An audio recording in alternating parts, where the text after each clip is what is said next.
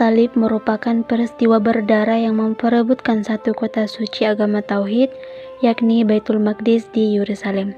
Istilah perang salib juga digunakan untuk ekspedisi tentara Kristen yang terjadi selama abad pertengahan di wilayah Arab terhadap non-Kristiani secara berulang-ulang.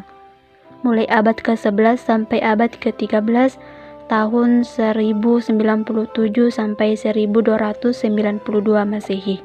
Istilah perang salib juga dikarenakan tentara yang pergi menuju Yerusalem terdapat tanda salib pada bahu, lencana, dan panji-panji mereka. Tanda salib ini merupakan lambang dari keyakinan mereka, simbol kesucian atas nama ketuhanan.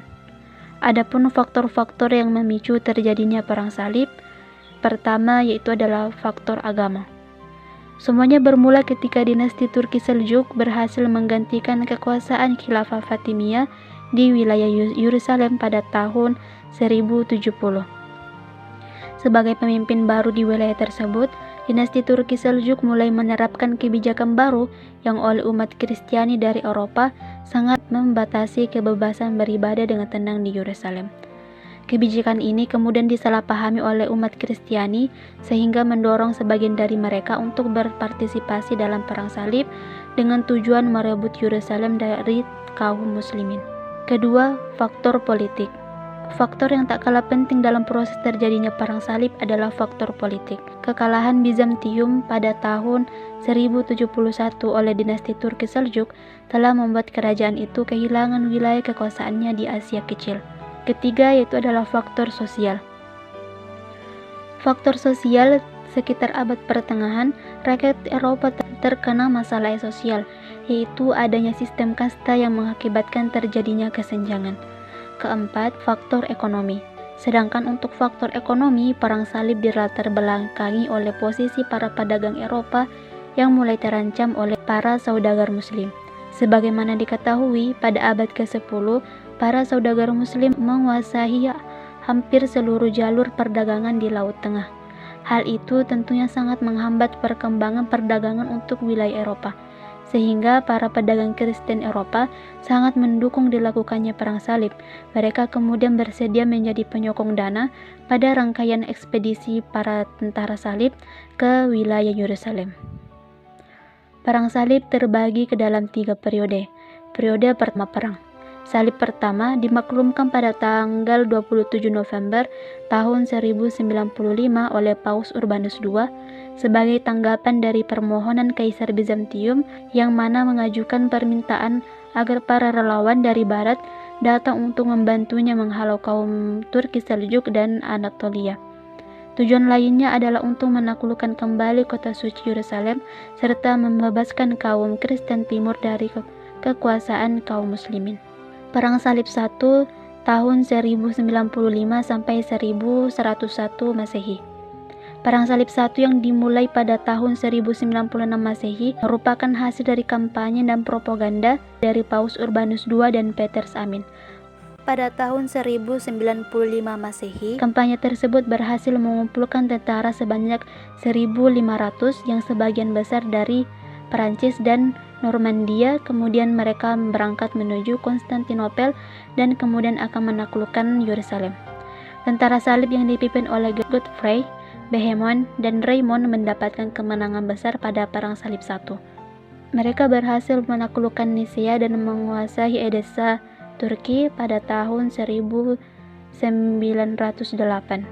Mereka juga mendirikan pusat pemerintahan tentara salib yang bernama Country Edessa atau Kerajaan Latin I dan mengangkat Balduin sebagai rajanya. Periode kedua, periode reaksi umat Islam. Hampir setengah abad dari tahun 1099 sampai 1147 Masehi. Baitul Maqdis diduduki oleh tentara salib. Pada masa itu, orang Islam hidup menderita di bawah pemerintahan orang Kristen. Perang Salib kedua kembali terjadi setelah berpuluh tahun. Masa damai antara kaum Muslim dan kaum Kristen yang hidup berdampingan di Yerusalem. Setelah masa damai, di mana umat Kristen dan Muslim hidup berdampingan di tanah suci Yerusalem, tentara Islam yang dipimpin oleh Imad ad-Din Sengi merebut Aleppo dan Edessa Kekalahan-kekalahan ini menyebabkan Paus Eugenius III menyerahkan perang salib lainnya. Pada tanggal 1 Maret 1145, perang salib baru ini didukung oleh berbagai pengkhotbah. Yang paling terkenal adalah Bernardus dari Clairvaux. Tentara Prancis dan Jerman di bawah pimpinan Raja Louis VII dan Konrad III berbaris ke Yerusalem pada tahun 1147. Tetapi gagal mencapai keberhasilan besar. Pada 1150 kedua pimpinan besar itu kembali ke negaranya dengan tangan kosong. Perang salib ketiga pada tahun 1187 sampai 1193. Pada tahun 1187 Salahuddin al-Ayyubi Saladin berhasil merebut Yerusalem setelah meraih kemenangan atas pasukan salib di pertempuran Hattin. Pada Gregorius VIII pun menyerukan perang salib ketiga yang langsung disambut oleh Raja Richard, Kaisar Romawi Suci Frederick I dan Raja Philip II dari Prancis.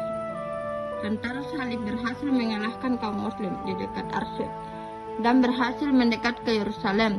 Namun karena persediaan makanan dan air yang tidak memadai, perang salib ketiga berakhir dengan kegagalan pasukan Kristen untuk merebut Yerusalem.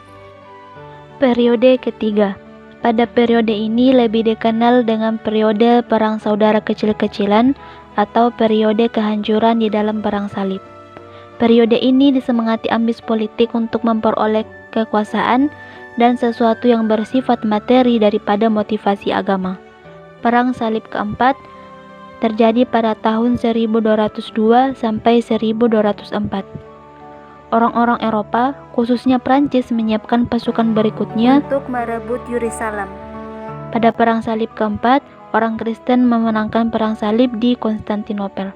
Perang salib kelima terjadi pada tahun 1217 sampai 1221. Pada perang salib kelima, orang Muslim memenangi perang salib sembari mempertahankan Mesir. Perang salib keenam pada tahun 1228 sampai 1229 yang dipimpin oleh Kaisar Friedrich II dari Jerman dan Raja Italia. Dalam perang salib ini, pasukan salib kembali gagal, namun orang Kristen diperbolehkan memasuki Yerusalem. Perang salib ke-7 yang terjadi pada tahun 1248 sampai 1254 yang dipimpin oleh Raja Prancis Louis ke-12 dan tentara salib terbantai di Mesir. Perang salib ke-8 yang terjadi pada tahun 1270 didominasi oleh bangsa Prancis, kemudian tentara salib hancur terkena wabah penyakit ketika hendak memasuki Tunisia. Dan inilah perang salib terakhir yang dilakukan oleh bangsa Eropa. Pengaruh perang salib terhadap dunia Islam. Secara garis besar dapat disimpulkan bahwa perang salib dimenangkan oleh umat Islam. Akan tetapi dampak negatif yang ditimbulkan oleh perang salib sangat banyak, termasuk dalam segi perekonomian. Karena perang salib terjadi di daerah kekuasaan Islam, perang salib telah menghabiskan aset kekayaan bangsa, kehilangan sebagian warisan kebudayaan, dan mengorbankan banyak jiwa umat Islam. Ribuan penguasa serta pembantaian yang terjadi karena perang salib. Hal itulah yang menjadi penyebab keterbelakangan umat Islam dari umat lain. Kemunduran ilmu pengetahuan terjadi karena umat Islam menghabiskan seluruh waktunya untuk memikirkan perang, sehingga para ulama tidak punya waktu untuk mengadakan pertemuan-pertemuan dan membuat karya baru, kecuali yang berhubungan dengan dunia perang. Meskipun Kristen Eropa menderita kekalahan dalam perang salib, namun mereka mendapat pengaruh kuat terhadap perkembangan Eropa pada masa selanjutnya. Karena bangsa Eropa ini mendapat banyak sekali ilmu dari para kaum muslim yang pada saat itu peradaban umat muslim sangat maju di antaranya pada bidang ilmu pengetahuan, teknologi, pertanian, pertambangan, perindustrian, dan kesenian, dan juga maju dalam membuat senjata dan alat-alat perang yang cukup kuat serta canggih. Hal ini menjadi jembatan awal antara kebudayaan Islam dan bangsa Eropa, di mana pada saat itu banyak pasukan salib yang membawa keilmuan tersebut ke negara mereka masing-masing dan terjadilah transformasi budaya dan peradaban dari timur ke barat. Audio Jungle.